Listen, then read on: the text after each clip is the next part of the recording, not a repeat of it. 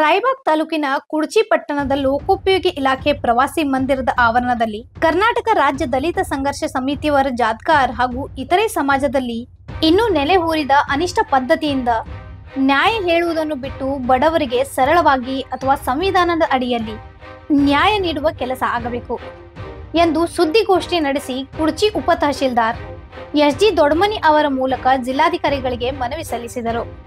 ಬಾಗಲಕೋಟೆ, ಬೆಳಗಾವಿ ಸೇರಿದಂತೆ ಇತರ ಜಿಲ್ಲೆಗಳ ಜಾತ್ಕಾರ್ ಸಮಾಜದಿಂದ ಹಾಗೂ ಜಮಾತ್ ಹೆಸರಿನಲ್ಲಿ ಆಗುತ್ತಿರುವ ಅನ್ಯಾಯದ ಹೆಸರಿನಲ್ಲಿ ಕಡ್ಡಿ ಇಟ್ಟು ಬಡವರಿಂದ ದುಡ್ಡು ವಸೂಲಿ ಮಾಡಿ ಬಡವರನ್ನು ಮತ್ತೆ ಬಡತನಕ್ಕೆ ತಳ್ಳುವ ಹಾಗೂ ಅವರಿಗೆ ಬಾಲ್ಯ ವಿವಾಹ, ವಿಚ್ಛೇದನ, ಸಮಾಜದಿಂದ ಬಹಿಷ್ಕಾರ ಸೇರಿದಂತಹ ಕಠೋರ ನಿಯಮಗಳನ್ನು ಜನರನ್ನು ವಿವಿಧ ರೀತಿಯ ಚಿತ್ರಹಿಂಸೆಗೆ ಒಳಪಡಿಸುತ್ತಿರುವ ಕುರಿತು ಧ್ವನಿ ಎತ್ತಿದ ಹೋರಾಟಗಾರ ಅಮೀನ್ ಜಾತ್ಕಾರ್ ಅವರನ್ನು ಗಡೀಪಾರು ಮಾಡುವ ಭೀತಿ ಪತ್ರ ಹೊರಡಿಸಿ ಅನ್ಯಾಯ ಮಾಡುವವರ ವಿರುದ್ಧ ಕ್ರಮ ಕೈಗೊಳ್ಳುವಂತೆ ಮನವಿ ಸಲ್ಲಿಸಿದರು. ಅಮೀನ್ ಜಾತ್ಕಾರ್ ಅವರ ವಿರುದ್ಧವಾಗಿ ಒಂದು ಹೋರಾಟವನ್ನು ಮಾಡಿ ಅವರನ್ನು ಬೆಳಗಾವಿ ಜಿಲ್ಲೆ ಮತ್ತು ಬಾಗಲಕೋಟೆ ಜಿಲ್ಲೆಯಿಂದ ಗಡೀಪಾರು ಮಾಡಬೇಕಂತಕ್ಕಂಥ ಒಂದು ಒತ್ತಾಯನ ಅಲ್ಲಿರ್ತಕ್ಕಂಥ ಕೆಲವೊಂದು ಸಮಾಜದ ಮುಖಂಡರು ಮಾಡಿದ್ದಾರೆ. ಅದು ಯಾವ ಕಾರಣಕ್ಕೆ ಮಾಡಿದ್ದಾರೆ? ಅದು ಯಾವ ಕಾರಣಕ್ಕಪ್ಪ ಅಂದ್ರೆ ಅಲ್ಲಿ ಅಮೀನ್ ಜಾತ್ಕಾರ್ ಅವರು ಅಲ್ಲಿ ಹೋಗಿ ಕೆಲವೊಂದು ಸಮಾಜದಲ್ಲಿ ನಡೀತಕ್ಕಂಥ ಅಹಿತಕರ ಘಟನೆಗಳನ್ನು ತಡಿಲಾಕ ಅವರು ಪ್ರಾಮಾಣಿಕ ಪ್ರಯತ್ನ ಮಾಡಿದಂಥ ಸಂದರ್ಭದಲ್ಲಿ ಸಂವಿಧಾನಬದ್ಧವಾದಂಥ ಕೆಲಸ ನೀವು ಮಾಡಿ ಸಂವಿಧಾನ ಬಾಹಿರವಾಗಿ ನೀವು ಕೆಲಸವನ್ನು ಮಾಡಬೇಡಂತ ಅವ್ರು ಹೇಳಿದಾಗ ಅವ್ರ ವಿರೋಧವಾಗಿ ಸುಳ್ಳು ಆಪಾದನೆ ಮಾಡಿ ಪ್ರತಿಭಟನೆಯನ್ನು ಮಾಡಿದ್ದಾರೆ. ಆ ಪ್ರತಿಭಟನೆಯನ್ನು ಮಾಡಿದರು ಅವ್ರು ಮಾಡಿದಂಥ ಆಪಾದನೆಯನ್ನು ಸತ್ಯಕ್ಕೆ ದೂರವಾಗಿದೆ. ಸ್ಥಳೀಯ ಹೋರಾಟಗಾರರು ಪ್ರತ್ಯೇಕವಾಗಿ ಬಾಗಲಕೋಟೆ ಜಿಲ್ಲೆಯಲ್ಲಿ ಕೂಡ ಈಗ ಮುಂದಿನ 25ನೇ ತಾರೀಕು ಬಾಗಲಕೋಟೆ ಪ್ರೆಸ್ ಕಾನ್ಫರೆನ್ಸ್ ಮಾಡಿ ಬಾಗಲಕೋಟೆ ಜಿಲ್ಲೆಯಲ್ಲಿ ಕೂಡ ಮತ್ತು ಪ್ರಾಪರ್ ಮುಧೋಳದಲ್ಲಿ ಕೂಡ ಒಂದು ಪ್ರೆಸ್ ಕಾನ್ಫರೆನ್ಸನ್ನು ಮಾಡಿ ಅಮೀನ್ ಜಾತ್ಕಾರ್ ಅವರ ಮೇಲೆ ಮಾಡಿದಂಥ ಆರೋಪವನ್ನು ಸತ್ಯಕ್ಕೆ ದೂರ ಇದೆ ಅಂತಕ್ಕಂಥ ಒಂದು ಪ್ರೆಸ್ ಕಾನ್ಫರೆನ್ಸ್ ನಾವು ಜಮಖಂಡಿಯಲ್ಲಿ ಮತ್ತು ಮುಧೋಳದಲ್ಲಿ ಮಾಡೋರಿ. ಯಾವ ರೀತಿ ಅನಿಷ್ಟ ಪದ್ಧತಿ ನಡೀತಾರೆ? ಏನು ಅನಿಷ್ಟ ಪದ್ಧತಿ ಅಂದ್ರೆ ಏನ್ರಿ? ಈಗ ಅನಿಷ್ಟ ಪದ್ಧತಿ ಅಂದ್ರೆ ಆ ಸಮಾಜದೊಳಗೆ ಏನಿದೆ ಕೆಲವೊಂದು ಇಡೀ ಸಮಾಜಕ್ಕಂತ ಏನಿಲ್ಲ, ಕೆಲವೊಂದು ಜನ ಮುಖಂಡರು ಕಡ್ಡಿ ಇಟ್ಟು ನ್ಯಾಯನ ಮಾಡ್ತಾರೆ.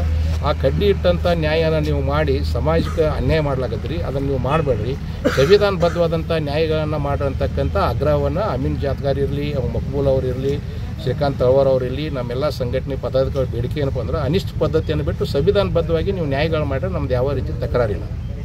ಇದಕ್ಕಿಂತ ಮುಂಚೆನೂ ಇತ್ತಲ್ಲ ಸರ್? ಈಗ ಮುಂಚೆ ಅನೇಕ ಕಾಲದಲ್ಲಿ ಅನೇಕ ಸಮಾಜಗಳಲ್ಲಿ ಎಲ್ಲ ಪದ್ಧತಿಗಳು ನಡ್ಕೋತ ಬಂದವು. ಬಟ್ ಈಗ ಸಂವಿಧಾನ ಬರೋದು 75 ವರ್ಷ ಆಗೋದ್ರಿಂದ ಈ ಕಾಲಾಂತರದಲ್ಲಿ ಎಲ್ಲ ಕಡೆ ಬದಲಾವಣೆ ಆಗಲಾಗತೈತಿ ಮತ್ತು ಶಿಕ್ಷಣಕ್ಕೆ ಹೆಚ್ಚಿನ ಒತ್ತು ಕೊಡೋದ್ರಿಂದ ಎಲ್ಲ ಕಡೆ ಹೆಚ್ಚಿನ ಪ್ರಮಾಣದಲ್ಲಿ ಅದು ಬದಲಾವಣೆ ಆಗಿದೆ ಅನೇಕ ಸಮಾಜಗಳಲ್ಲಿ. ಬಟ್ ಈಗ ಜಾತ್ಕಾರ್ ಸಮಾಜದಲ್ಲಿ ಇನ್ನೂ ಒಂದು ಸ್ವಲ್ಪ ಅದು ಉಳಿದೈತಿ. ಅದು ಒಟ್ಟು ಒಂದು ಸ್ವಲ್ಪ ಎಲ್ಲರೂ ಕೂಡ ನಾವು ತೆಗೆದಿವಂದ್ರೆ ಭಾಳ ಒಳ್ಳೇದಾಗ್ತೈತಿ ಅಂತಕ್ಕಂಥ ನಮ್ಮ ಬೇಡಿಕೆ ಇದೆ. ಈಗ ಧಾರ್ಮಿಕ ಮುಖಂಡರು ಅನ್ನೋದಕ್ಕಿಂತ ನಾವು ಸಮಾಜವಾಗಿರ್ತಾ ಈಗ ಅಮೀನ್ ಜಾತ್ಕಾರ್ ಕೂಡ ಅದೇ ಸಮಾಜದ ಒಬ್ಬ ವ್ಯಕ್ತಿ ಇರೋದ್ರಿಂದ, ಮಕ್ಬೂಲ್ ಕೂಡ ಅದೇ ಸಮಾಜದ ಒಂದು ವ್ಯಕ್ತಿ ಇರೋದ್ರಿಂದ ಆ ಸಮಾಜದಲ್ಲಿ ನಡೀತಕ್ಕಂಥ ಆಗ ಹೋಗುಗಳು ಏನದ ಸತ್ಯ ಪರಿಸ್ಥಿತಿ ಅವ್ರಿಗೆ ಗೊತ್ತೈತಿ. ಅದಕ್ಕಾಗಿ ಏನಾಗಿತ್ತು ಅಂದ್ರೆ ಅದು ಆಗಬಾರ್ದು ಅಂತಕ್ಕಂಥ ಅವ್ರ ಸಮಾಜದ ಮುಖಂಡರದಿಂದ ಇದು ಪ್ರಯತ್ನ ಪ್ರಾರಂಭ ಐತಿ. ಅದೇ ಧರ್ಮಕ್ಕೆ ಅದೇ ಜಾತಿಗೆ ಸೇರಿದವ್ರು ಇದ್ದಾರೆ. ಈ ಅನಿಷ್ಟ ಪದ್ಧತಿಯಿಂದ ಯಾರಿಗಾರಿ ಅನ್ಯಾಯ ಆಗಿದೆ ಸರ್? ಯಾವ ರೀತಿ ಪದ್ಧತಿಯಿಂದ ಅನ್ಯಾಯ ಆಗ್ಯದ. ಅನ್ಯಾಯ ಆದಂಥ ಹೆಣ್ಮಗಳಿಗೆ ಮೊದಲದಿಂದ ಇಲ್ಲೇ ಬಂದಿದ್ದಾಳೆ ಆಕೆ. ಯಾವ ರೀತಿ ಅದು ಅನ್ಯಾಯ ಆಗಿದೆ ಸರ್? ಯಾವ ರೀತಿ ಅನ್ಯಾಯ ಆಗಿದೆ? ಈಗ ಯಾವ ರೀತಿ ಅಂದ್ರೆ ಆಕೆಗೆ ಗಲಾಟೆಯನ್ನಾದಾಗ ಆಕೆ ಹೊಟ್ಟೆಗ ಒಂದು 3-4 ಸಲ ಚಾಕು ಹೊಡೆದಾಗ ಆಕೆ ಅಲ್ಲಿ ಹೋಗಿ ಆ ಸಮಾಜಕ್ಕೆ ನಮಗೆ ನ್ಯಾಯ ಕೊಡ್ರಿಪ್ಪ ಅಂತ ಕೇಳಿದಾಗ ನಿಂದು ನಾವು ನ್ಯಾಯ ಮಾಡಂಗಿಲ್ಲ, ನೀವು ರೊಕ್ಕ ತಂದು ಕೊಟ್ಟರೆ ನೀನು ನ್ಯಾಯ ಮಾಡ್ತೇವೆ ಅಂತಕ್ಕಂಥ ಒಂದು ಬೇಡಿಕೆಯನ್ನು ಇಟ್ಟಾಗ 12 ಲಕ್ಷ ರೂಪಾಯಿ ಕೇಳಿದಾಗ ಆ ಹೆಣ್ಮಗಳು ವಿಷ ಕುಡಿತಾಳೆ. ವಿಷ ಕುಡಿದ ನಂತರ ಆಕೆ ಅನೇಕ ದಿನಗಳ ಕಾಲ ಅಲ್ಲಿ ಹಾಸ್ಪಿಟಲ್ದಾಗ ಇರ್ತಾಳೆ ಮೊದಲದಾಗ. ನಂತರ ಇವರು ಇಲ್ಲಿಂದ ಹೋಗಿ ಕಿಶಿಂದ ಇವರು ಸಮಾಜದ ಕಾರ್ಯಕರ್ತರು ಇರ್ತಾರೆ.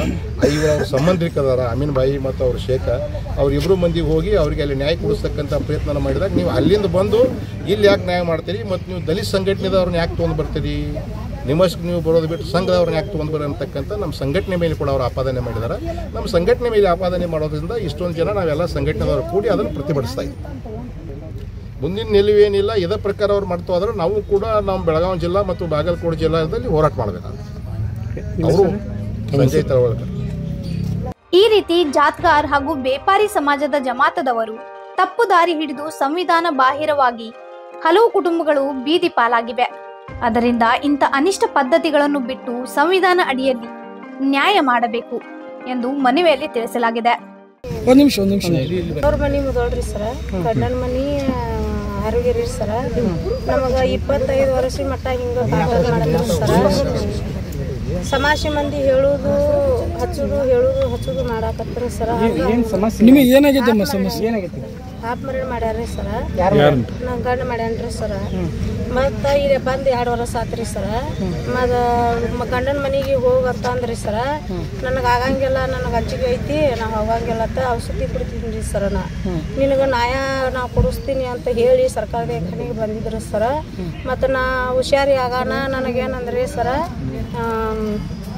ರೂಪಾಯಿ ಕೊಡತ್ತಂದ್ರಿ ತಮ್ಮ್ಯಾರಿ. ಯಾರ್ರಿ? ತಮ್ಮ್ಯಾರಿ ಸಮಾಜಿ ಮಂದಿರ ತಮ್ಮ್ಯ 12 ಲಕ್ಷ ರೂಪಾಯಿ ಕೊಡು, ಗಂಡು ಬ್ಯಾಡ ಅಂದ್ರೆ 12 ಲಕ್ಷ ರೂಪಾಯಿ ಕೊಡು, ಮತ್ತು ಈ ಊರಾಗ ಇರಂಗಿಲ್ಲ.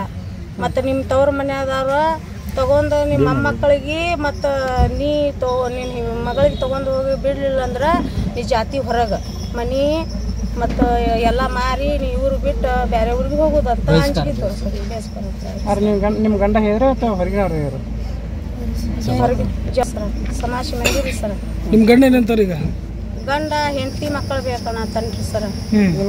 ಸಮಾಜ ಗಂಜಿ ಬರತೈತ್ರಿ ಸರ. ಸಮಾಜಿ ಮಂದಿಗೆ ಹೋಗಂತಾರಿ ಸರ. ಕೋರ್ಟ್ಯಾಗ ನ್ಯಾಯ ಐತ್ರಿ ಸರ. ಮತ್ತು ಆರ್ದಂಗನ ಇನ್ಕಮ್ ಮಟ್ಟ ಅವ್ರಿಗೆ ಇಲ್ಲ ಅಂತಂದ್ರಿ ಸರ. ಇನ್ಕಮ್ ಮಟ್ಟ ಅವ್ರಿಗೆ ದುಡ್ಡು ತಿಂದ ಅವ್ರು ಹೆಂಗೆ ಹೇಳ್ತಾರೆ, ಅವ್ರು ದುಡ್ಡು ತಿಂದ ಅವ್ರಿಗತ್ತೇನೆ ಹೇಳತ್ತಾರಿ ಸರ. ಸಮಾಜದ ಮುಖಂಡರು ದುಡ್ಡು ತಿಂದಾರು ನನಗೆ ತಿಂದಾರಿ ಸರ್. ಅವ್ರಿಗತ್ತೇನೆ ಹೇಳತ್ತಾರೆ ಸರ್.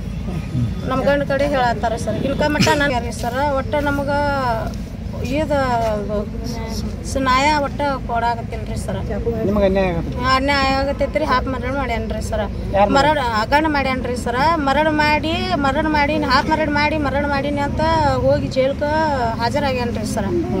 ಹಾಜರಾಗಿ ಮತ್ತು ಹೆಣ್ಣು ಹುಡುಗರಿಗೆ ಚಾಕು ತೊಗೊಂಡು ಬಂದ್ರಿ ಸರ. ನಮಗೆ ಹುಡುಗರು ಏನನ್ನತ್ತಾರ, ನಾವು ಹೋಗಂಗಿಲ್ಲ, ನಮ್ಮ ಅಪ್ಪ ಇಲ್ಲ, ಅವನ ಅಪ್ಪ ಅವನ ನಮ್ಮ ತಾಯಿ ಅಂತ ಅನ್ನತ್ತಾರಿ ಸರ. ಈಗ ನಿಮಗೆ ಏನು ಸಮಾಜಲಿಂತ ಅನ್ಯಾಯ ಬೇಕ್ರಿ ಸರ್. ಈಗ ನಿಮಗೆ ಏನಾಗಬೇಕು? ನ್ಯಾಯ ಬೇಕ್ರಿ ಸರ. ಈ ರೀತಿ ಹೆಣ್ಣು ಮಗಳಿಗೆ ಮತ್ತು ಮುಂದಿನ ಹೆಣ್ಣು ಮಗಳಿಗೆ ಈ ರೀತಿ ಆಗಬಾರ್ದ್ರಿ ಸರ. ಹೆಣ್ಣು ಮಗಳಿಗೆ ನ್ಯಾಯ ಬೇಕ್ರಿ ಸರ. ತಮ್ಮ ಹೆಸರು? ಸಲೀಮಾ ದದಪೀರ್ ಜಾತಿಗಾರಿ ಸರ. ಏನು ಸಮಸ್ಯೆ ಅಂದ್ರೆ ಸರ, ನಾನು ಕರ್ನಾಟಕ ರಾಜ್ಯ ದಲಿತ ಸಂಘರ್ಷ ಸಮಿತಿನಲ್ಲಿ ಮೈನಾರಿಟಿ ಅಂತೇಳಿ ಜಿಲ್ಲಾ ಅಧ್ಯಕ್ಷರ. ನಾನು ನನ್ನ ಸಮಾಜಕ್ಕೆ ಆಗುವ ಅನ್ಯಾಯ ಸಂಬಂಧ ಅವರು ಮಾಡುವಂಥ ವಿಚಾರದಿಂದ ನಾನು ಸುಮಾರು ಈಗ 15-20 ವರ್ಷದಿಂದ ನಾನು ಸಂಘಟನೆಯಲ್ಲಿ ಇದ್ದು ನೋಡಿದ್ದೀನಿ. ಯಾಕಂದರೆ ನಮ್ಗೆ ಆಗುವಂಥ ನಮ್ಮ ಜಾತಗಾರ ಸಮಾಜಕ್ಕೆ ಭಾಳ ದೊಡ್ಡ ಅನ್ಯಾಯ ಆಗುತ್ತೆ ಸರ್. ಅದ್ರ ಸಂಬಂಧ ಭಾಳ ಸಲ ನಮ್ಮ ಸಮಾಜ ಮಂದಿಗೆ ಹೇಳಿದ್ದೀನಿ. ಅದ್ರ ಬಗ್ಗೆ ಅವರು ಏನು ವಿಚಾರ ಮಾಡಲಿಲ್ಲ. ಅದಕ್ಕೆ ನಾನು ಏನು ಮಾಡೀನಿ ಸರ್, SP ಸಾಹೇಬ್ ಡಿಪಾರ್ಟ್ಮೆಂಟ್ಗೆ ನಾನು ಮನವಿಯನ್ನು ಕಳಿಸಿದ್ದೀನಿ ಸರ್. ಮತ್ತು ಮಾನವ ಹಕ್ಕಿಗೂ ಬೆಂಗಳೂರಿಗೆ ಕಳಿಸೀನಿ ಸರ್. ಯಾಕಂದರೆ ಇದು ಈ ರೀತಿ ಆಗಬಾರ್ದು. ಏನಾಗೈತ್ರಿ? ಯಾಕಂದ್ರೆ ಕಡ್ಡಿ ಕೊಟ್ಟು ಇವ್ರು ನ್ಯಾಯಕ್ಕೆ ಕರೆದಾಗ ಸರ 5, 10, 15 ಲಕ್ಷ ರೂಪಾಯಿ ದಂಡ ಕಟ್ತಾರೆ ಸರ್. ಮತ್ತು ಅದು ಪರಿಹಾರ ಕೊಡೋಂಗಿಲ್ಲ. ಅವ್ರಿಗೇನು ಕೊಡಲಾರ್ದ ಅವ್ರಿಗೆ ತಲಾಕ್ ಮಾಡ್ತಾರೆ ಸರ್, ಸೋಡು ಮಾಡ್ತಾರೆ, ಸಣ್ಣ ವಯಸ್ಸಿನಲ್ಲಿ ಮದುವೆ ಮಾಡ್ತಾರೆ. ಈ ರೀತಿ ಎಲ್ಲ ಭಯಂಕರ ದೊಡ್ಡ ತ್ರಾಸಾಗ್ತದೆ ಸರ್. ಅವ್ರು ಒಂದು ವೇಳೆ ಒಪ್ಪಲಿಲ್ಲಪ್ಪ ಅಂದ್ರೆ ಅವ್ರಿಗೆ ಸಮಾಜದಿಂದ ಹೊರಗೆ ಇಡ್ತೀನಿ ಅಂತೇಳಿ ಅವ್ರಿಗೆ ಅಂಜಿಕೆ ಹಾಕ್ತಾರೆ ಸರ್. ಆ ರೀತಿಯಾಗಿ ಊರಿನಲ್ಲಿ ಜನ ಇಸಾ ಕೊಡೋದು ಮತ್ತು ಆತ್ಮಹತ್ಯೆ ಮಾಡ್ಕೊಳೋದು ಮತ್ತು ಆಕ್ಸಿಡೆಂಟ್ ಆಗಿ ಸಾಯೋದು, ಈ ರೀತಿ ಭಯಂಕರ ದೊಡ್ಡ ಅನುಮತ ಆಗಾಕತ್ತವ ಸರ್. ಆದಂಥ ನಮ್ಮ ಕಡೆ ಎಲ್ಲ ಪ್ರೂಫ್ ಅದಾವೆ ಸರ್. ತರಿಬಿ ನಾನು ನಮ್ಮ ಸಮಾಜ ಮಂದಿಗೆ ನಾನು ಹೇಳಿದ್ನೆ, ನೀವು ಈ ರೀತಿ ಮಾಡಬೇಡ್ರಿ ಅಂತೇಳಿ. ನಾವು ಮಾಡಿದ್ದು ಬೆಳಗಾವಿ ಜಿಲ್ಲಾ ಮತ್ತು ಬಿಜಾಪುರ ಜಿಲ್ಲಾ, ಬಾಗಲಕೋಟೆ ಜಿಲ್ಲಾ, ಹುಬ್ಬಳ್ಳಿ ಜಿಲ್ಲಾ, ಈ ಜಿಲ್ಲಾದಾಗ ನಮ್ಮ ಸಮಾಜ ಮಂದಿ ಇರ್ತೈತೆ ಸರ್. ಅಲ್ಲಿ ಮಟ್ಟ ನಾನು ಮನವಿಯನ್ನು ಕಳಿಸಿದ್ದೀನಿ. ಅದ್ರ ಸಂಬಂಧ ನಾನು ಒಳ್ಳೆ ಕೆಲಸದ ಬಗ್ಗೆ ವಿಚಾರ ಮಾಡೀನಿ. ನೀವು ಒಳ್ಳೆಯದಾಗ್ರಿ ಅನ್ನುವಂಥ ವಿಚಾರ ಅವ್ರಿಗೆ ಹೇಳಿದ್ಕೆ ಅವರು ತಪ್ಪು ಕಲ್ಪನೆ ಮಾಡ್ಕೊಂಡು ನನ್ನ ಮ್ಯಾಗ ಮೋರ್ಚಾ ತೆಗೆದು ಅವರು ನೀನು ಗಡಿಪಾರಿ ಆಗಿರ್ಬೇಕನ್ನುವಂಥ ವಿಚಾರದಿಂದ ಹೇಳ್ತಿದ್ದಾರೆ. ನಾ ಏನೂ ತಪ್ಪು ಮಾಡಿದ್ದೆ ಅಂದರೆ ನಾನು ಅದು ಒಪ್ಕೊಳ್ಳೋಕ್ಕೆ ತಯಾರಿದ್ದೀನಿ ಸರ್. ನಾ ಅದು ಏನೂ ತಪ್ಪು ಮಾಡಿಲ್ಲ. ನನ್ನ ಸಂಘಟನೆಯಲ್ಲಿ ನಾನು ಸುಮಾರು 25 ವರ್ಷದಿಂದ ಇದ್ದೀನಿ. ನಾನು ಯಾವುದೂ ಸಮಾಜಕ್ಕೆ, ಯಾವುದೂ ಜಾತಿಗೆ, ನನ್ನ ಸಮಾಜಕ್ಕೆ ನಾನು ಏನೂ ಅನ್ಯಾಯ ಮಾಡಿಲ್ಲ ಸರ್. ಅದ್ರ ಸಂಬಂಧ ನಾನು ಇವತ್ತು ಪತ್ರಿಕೆ ಮೂಲಕ ನಾನು ಇವತ್ತು ಹೇಳಿಕೆ ಕೊಡೋಕೆ ನಮ್ಮ ಸಂಘಟನೆ ವತಿಯಿಂದ ನಾನು ಬಂದು ಕೊಡಾಕತ್ತೀನಿ ಸರ್. ಸರಿ ಸರ್. ಅವ್ರು ಮೊದಲು ಕಡ್ಡಿ ಇಟ್ಕೊಂಡು ಹೊತ್ನಾಗ 1 ಲಕ್ಷ 2 ಲಕ್ಷ ರೂಪಾಯಿ ಡಿಪಾಸಿಟ್ ಇಟ್ಕೊಂತಾರೆ ಸರ್. ಕಡ್ಡಿ ಅಂದ್ರೆ ಏನದು? ಅದು ಒಂದು ನಮ್ಮ ಮೊದಲಿನ ಹಿರಿಯಲಿಂದ ಬಂದೈತೆ ಅಂತೇಳಿ ಅದು ಲಾಠಿ ಕಾನೂನು ಅಂತಾರೆ ಸರ್. ಅದಕ್ಕೆ ಅದು ಮುಸ್ಲಿಂ ಸಮಾಜದಾಗ ಒಂದು ಲಾಠಿ ಕಾನೂನು ಅಂತೇಳಿ ಅದು ಕಡ್ಡಿ ಇಟ್ಟು ಒಬ್ಬರು ಜಾಮೀನು ತೊಗೊಂಡು ಲಕ್ಷಾನುಗಟ್ಟಲೆ ದುಡ್ಡು ಇಟ್ಕೋತಾರೆ ಸರ್. ಆಮೇಲೆ ಇವು ಆರೋಪದಾನ ಅನ್ನುವಂಥ ವಿಚಾರದಿಂದ ಮಾಡಿ ಅವ್ನಿಗೆ 10 ರಿಂದ 15 ಲಕ್ಷ ರೂಪಾಯಿ ದಂಡ ಮಾಡ್ತಾರೆ ಸರ್. ಯಾವುದೋ ಒಂದು ಸಮಸ್ಯೆಲಿಂದ ಅಂದರೆ ಹೆಣ್ಣು ಗಂಡಿಗೆ ಬೇರೆ ಮಾಡ್ತಾರೆ ಸರ್. ಚಿಕ್ಕ ಮಕ್ಕಳಿದ್ರು ಬೇರೆ ಮಾಡಿಬಿಡ್ತಾರೆ ಸರ್. ಈ ರೀತಿಯಾಗಿ ಭಾಳ ಹಲವಾರು ಮಂದಿಗೆ ತ್ರಾಸೈತೆ ಸರ್. ಇಲ್ಲಿ ಇದು ಹೋಗಾರದಾಗ ಮಣ್ಣೊಬ್ಬರು ಇಸಾ ಕೂಡ ಸತ್ರ ಮತ್ತು ಕುರ್ಚಿನಲ್ಲಿ ಸತ್ ಸರ್. ಹಾರುಗೇರಿನಲ್ಲಿ ಆಯಿತು, ಮುದೋಳನಲ್ಲಿ ಆದ. ಈಗ ಮುದೋಳಿನಿಂದ ಪಾಪ ಹೆಣ್ಮಗಳು ಬಂದಾಳ ಸರ್, ಅವ್ರಿಗೂ ಅನ್ಯಾಯ ಆಗೈತಿ. ಮತ್ತು ಅವ್ರ ಮಗ ಒಬ್ಬ ಸತ್ತ ಸರ್. ಮಣ್ಣಿ ಹೋದ 5ನೇ ತಿಂಗಳದಾಗ 19ನೇ ತಾರೀಕಿಗೆ ಅವರು ಬಾಗಲಕೋಟೆ ಹಾಸ್ಪಿಟಲ್ನಾಗ ಡೆತ್ ಆದ್ರು ಸರ್. ಮುದೋಳದಾಗ 25 ಲಕ್ಷ ರೂಪಾಯಿ ಬೇಡಿದ್ರು ಸಮಾಜದವರು. ಮತ್ತು ಈ ಹೆಣ್ಮಳಗೂ 12 ಲಕ್ಷ ಬೇಡಿದ್ರು ಸರ್. ಅದಕ್ಕೆ ನಾವು ನ್ಯಾಯ ಕೊಡ್ಸೋಕಂತ ಹೇಳಿ ಹೋಗಿದ್ದೀವಿ. ನಾವು ಹೇಳಿದ್ವಿ ಸಮಾಜದವ್ರು ತಿಳಿಸಿ ಅದಕ್ಕೆ ಅವರು ಒಪ್ಕೊಳ್ಳೋಕೆ ತಯಾರಿಲ್ಲ. ಆದರೂ ನಾವು ಸಮಾಜಕ್ಕೆ ತಿಳ್ಸಾಕತ್ತೀವಿ. ನಾವು ಆಫೀಸರ್ಗೆ ಹೇಳಿದ್ದೀವಿ, ಸರ್ ಕರೆಸಿ ಅವ್ರಿಗೆ ಇದು ಮಾಡಿರಿ, ಬಾಬಾ ಸಾಹೇಬ್ ಕೊಟ್ಟಂತ ನಾವು ಇದ್ರ ಮ್ಯಾಗ ನಡಿಬೇಕು, ಅವ್ರಿಗೆಲ್ಲರಿಗೆ ಸಮಪಾಲು ಸಮಬಾಳ ಕೊಟ್ಟಿದ್ದಾರೆ ಅಂತ ಹೇಳಿ ನಾವು ಇದ್ರ ಮೂಲಕ ನಾವು ಅವ್ರಿಗೆ ಲೆಟರನ್ನು ಕೊಟ್ಟಿದ್ದೀವಿ ಸರ್. ನಿಮ್ಮ ಹೆಸರು ಸರ್? ಅಮೀನ್ ಇಮಾಮ್ ಜಾತ್ಕಾರ್ ಅಂತ ಹೇಳಿ ಸರ್.